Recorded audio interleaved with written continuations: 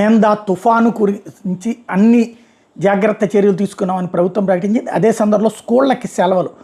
కృష్ణా జిల్లాలో 27, 28, 29, ఈస్ట్ గోదావరిలో 27, 28, అన్నమయ్య జిల్లాలో 27, 28, కడపలో 27, 28, బాపట్ల 27, 28, 29, ఎన్టీఆర్ జిల్లాలో 27, 28, 29, గుంటూరులో 27, 28, 29, అనకాపల్లిలో కూడా 3 రోజులు ఇచ్చారు.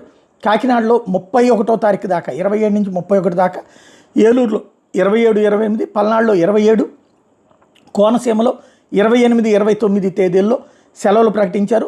ఓవరాల్గా అన్ని చోట్ల కూడా తగిన ఏర్పాట్లు చేశారు. కాకినాడ, కోనసీమ, పశ్చిమ గోదావరి, కృష్ణా, బాపట్ల, ప్రకాశం, నెల్లూరు జిల్లాలో అత్యంత భారీ వర్షాలు పడతాయని, శ్రీకాకుళం, పార్వతీపురం, మన్యం, విజయనగరం, విశాఖపట్నం, అల్లూరి, అనకాపల్లి, తూర్పుగోదావరిలో భారీ నుంచి అతి భారీ వర్షాలు పడతాయని, ఏలూరు, ఎన్టీఆర్, గుంటూరు, పల్నాడు, నంద్యాల, కడప, అన్నమయ్య, చిత్తూరు, తిరుపతి జిల్లాల్లో భారీ నుంచి అతి భారీ వర్షాలు పడతాయని, మిగతా జిల్లాల్లో భారీ వర్షాలు పడతాయని అంచనా వేస్తున్నారు. ఎల్లుండి శ్రీకాకుళం, విజయనగరం, విశాఖపట్నం, ఏఎస్ఆర్, అనకాపల్లి, కాకినాడ, తూర్పుగోదావరి జిల్లాలో అత్యంత భారీ వర్షాలు పడతాయని, కోనసీమ, పశ్చిమ గోదావరి, ఏలూరు, ఎన్టీఆర్, కృష్ణా, గుంటూరు, బాపట్ల జిల్లాలో అత్యంత భారీ వర్షాలు పడతాయని అంచనా వేస్తున్నారు. బలమైన ఎదురుగాలు వేస్తే ప్రజలు ఇంట్లో సురక్షితంగా ఉండాలన్నటువంటిది ప్రభుత్వం సూచిస్తోంది.